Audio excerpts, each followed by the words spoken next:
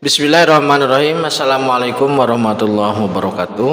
Waalaikumsalam warahmatullahi wabarakatuh. Maha suci Allah, segala puji dan syukur kita panjatkan kehadirat Allah. Semoga kita selalu dalam bimbingan rahmat dan ridha Allah Subhanahu wa taala.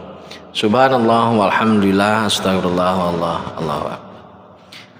Masih kembali bersama kami dari tim Raja Wali Nusantara. Kita sedang berdialog terkait dengan realitas kehidupan di masyarakat. Ya. Pada kesempatan kali ini kita akan mengangkat tema jimat, Ustaz ya. Jadi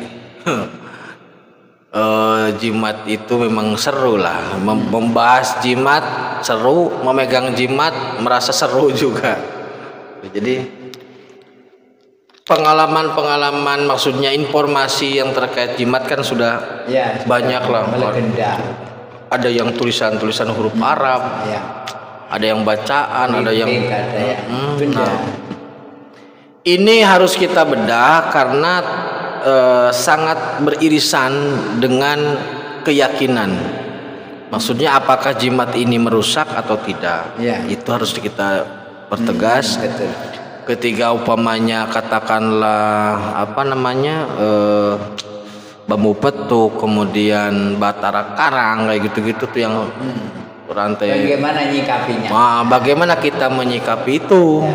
Karena faktanya itu ada. Nah, faktanya itu ada. Gitu. Nah, silakan Ustaz, gimana nih jimat? Bismillahirrahmanirrahim. Assalamualaikum warahmatullahi wabarakatuh. Alhamdulillahirabbil alamin. Kita bersyukur kepada Allah Subhanahu wa taala, keberkahan, keselamatan, kasihan buat kita semua. Saudaraku, bahwa fenomena jimat ini memang istilahnya fenomenal lah ya, dari zaman baula generasi ke generasi. Jadi jimat itu ada model-model banyak. Ada wifik, itu juga dengan jimat. Ada benda. Iya. Kemudian ada juga batara karang, bambu petuk dan semuanya. Nah sekarang yang kita lihat jimat itu isinya ada dua.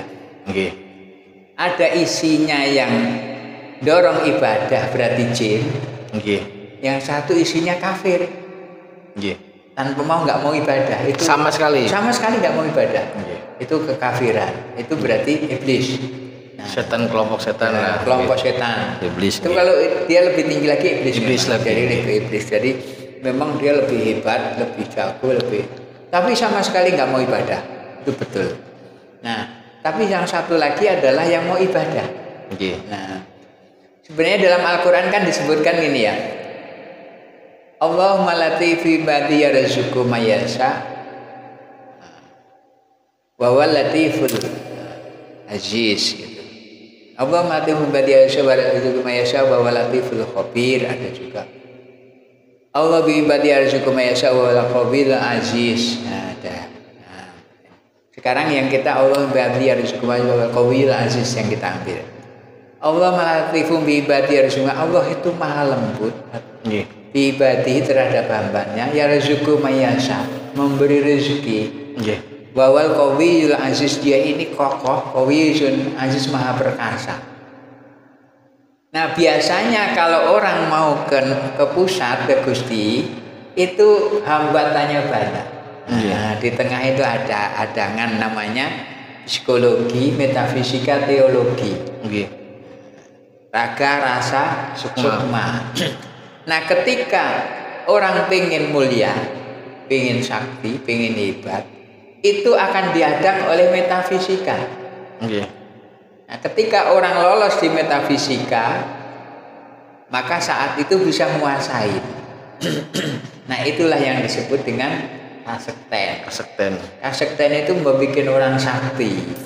Tapi ya kasekten menciptakan kamukten, uangnya banyak, betul kan? Kasekten dan kamukten itu menjadi idola. Jadi jawara, sakti, uangnya banyak, istrinya banyak. Nah itu tambah itu. Nah ini adalah bagian dari permainan. Maka banyak orang yang sampai di situ sudah nggak lolos. Mabuk ya. Sampai di situ sudah nggak mau nerusin. Maka memiliki kasekten yang tinggi, kemudian kemuliaan yang banyak, itu sudah cukup. Sudah merasa cukup sempurna. Dan merasa hebat. Nah ini sebentar Ustaz, sebelum jauh.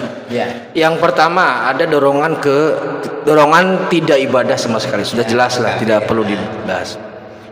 Nah dorongan yang ibadah, maksudnya ketika makhluk jin itu memberi kesaktian tapi tetap mendorong ibadah. Ya. Ada nggak konsekuensi bagi manusia itu?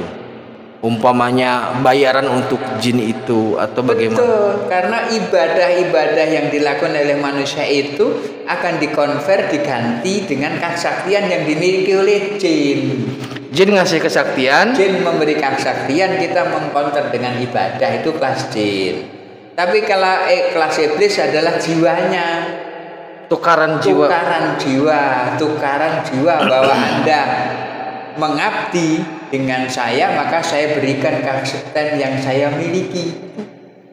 Berarti maksudnya gini Pak Ustaz, ketika seseorang berkolaborasi dengan kelas jin, Ya. ibadah tetap mau, tetap sakti, tapi kompensasinya jin itu mendapatkan nilai pahala ibadahnya, orang mendapatkan kesaktiannya, tuker kewibawaan, kehormatan, dan semuanya yang dimiliki. Kalau iblis jiwa, kuncian udah itu. Karena biasanya kalau iblis total, sudah nggak ada embel-embel ibadah, nggak ada. Tapi Anda ikut saya, maka saat ini aku memberikan apa yang kamu mau dengan sepenuh yang kamu mau. Gitu. Totalitasnya seperti itu. Totalitasnya di situ. Nah kemudian gini Pak Ustaz, bentuk dari dorongan itu kan ada yang berupa jimat, katakanlah keris lah atau apalah. Kalau sebelumnya kan kita membahas terkait dengan keris sebagai warisan budaya. Betul. Nah ini kita membedahnya dari aspek kasaktennya. Gitu. Nah ketika seseorang menggunakan katakanlah batara karang, yang memang secara metafisika terbukti sakti.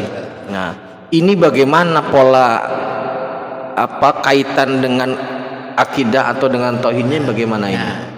Ini sebelum naik ke sana, saya akan memberi gambaran bahwa bata karang, keris, fasilitas jimat, wifik, semua yang dihuni oleh makhluk metafisika ini akan memberi kontribusi langsung. Maksudnya langsung kepada orang yang punya hajat dan punya kontrak. Jadi seluruhnya, baik itu yang iblis dengan sihirnya, baik yang seakan-akan orang kasakten dengan maunahnya gitu loh ya. Bahkan ada yang karismanya, karomahnya, itu semua akan diberi cash semua. Dan banyak orang yang mabuk di sini. Karena menganggap itu dari Gusti. Itu hajatnya selesai, nggak sampai ke Gusti. Enggak, maksudnya orang itu menganggap ketika dia mendapatkan atau mendapatkan sesuatu yang aneh lah. Betul, sesuatu yang melebihi kewajaran. Itu dari Gusti. Semua dari Gusti. Iya. Betul. Tapi dia nggak berpikir ke Gusti. Dia berpikir bahwa saya kerja, saya tirakat, saya dapat jimat, saya mulia, saya berkah, banyak uang, itu sudah cukup. Jadi belum sampai ke arah kasukman, kajaten belum. Ini masih di sini dulu. Nah, nanti kita arahkan ke sana.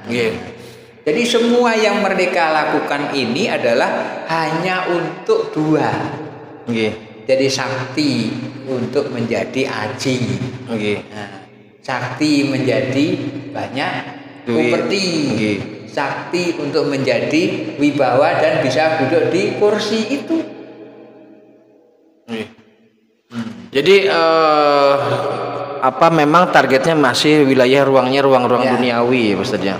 Wilayahnya sampai di yang disebut dengan kasakten dan kamukten. Masih urusan dunia lah. Duniawi murni, dan itu real, langsung bisa dimanfaatkan, itu real. Nah kalau begini Pak Ustaz, kalau di pihak-pihak tertentu yang ibadahnya rajin, kemudian terindikasi dia punya karomah, jadi kan ada yang melakukan kontrak secara langsung. Namun mungkin bisa saja kontraknya tidak langsung. Dia beribadah, bertirakat, kemudian dibantu tanpa dia sadari. Kan bisa saja itu terjadi. Nah, orang-orang atau tokoh-tokoh tertentu yang kemudian diindikasi karomah atau maunah atau bentuk kewajaran yang ketidakwajaran yang lain, itu gimana Pak Ustaz? Maksudnya apakah itu benar dari Gusti atau memang permainan lagi makhluk itu? Jadi itu permainan makhluk. Maka permainan makhluk, maka banyak sekali orang-orang yang menjadi larut di dalam suatu permainan. Memabukkan ya. Memabukkan dan menjadikan kebanggaan secara individualnya. Nah, kemarin gini, pertanyaan gini Ustaz. Kenapa jin itu, kenapa makhluk itu, setan itu, iblis itu, ini kita ke benda ya Ustaz ya, ke benda, geser ke benda. Suka dengan benda-benda yang tertentu lah, semisal keris, semisal rantai babi, semisal tali Roma, semisal apa. Jadi apa bendanya itu umum, itu aja. Jadi jarang bendanya yang aneh, jarang. Jadi karena itu sudah menjadi label, merek, branded. Jadi branded itu sudah turun temurun, nggak mungkin di tempat yang selain dari itu, gitu ya. Pokoknya di mic gitu kan. Di mic nggak bisa, karena mic sakrip nanti termasuk tali pocong. Tali pocong, Tali pocong kan bendanya. Kenapa kok itu yang dipilih semua? Karena itu berbranded. Branded yang sudah menyelegenda dan memang punya daya sakti betul. Nah, jadi ini yang sekarang ini fenomena kehidupan ini banyak sekali orang yang tergiur dengan permainan. Ad-dunya lahmun wa la'ibun. Dunia ini permainan dan sudagurus di situ. Jadi brand itu berpengaruh ya? Berpengaruh sekali. Brand itu berpengaruh sekali. Karena apa namanya? Jadi sudah ada mindset kesepakatan bersama bahwa benda ini untuk ini, benda ini sudah ada kelas-kelasnya. Sudah ada ini semar mesem, ini semar duduk, ini semar itu sudah ada, keris semar ada. Nah, nanti kita akan membahas apakah di sini cukup, harus kemana kita. Baik saudaraku, jadi jimat yang beredar di kita itu sangat banyak. Kadang-kadang ada juga yang bisa dibeli dulu. Waduh, udah macam-macam dah itu. Ini panjang dan bisa kita dibicarakan untuk video berikutnya, karena jimat itu tidak menyelamatkan. Jadi harus ada fase yang selanjutnya. Oke, terima kasih Pak Ustaz. Kita lanjutkan di video berikutnya. Tetap tingkatkan iman dan amal soleh. Akhirul kalam. Assalamualaikum warahmatullahi wabarakatuh. Waalaikumsalam.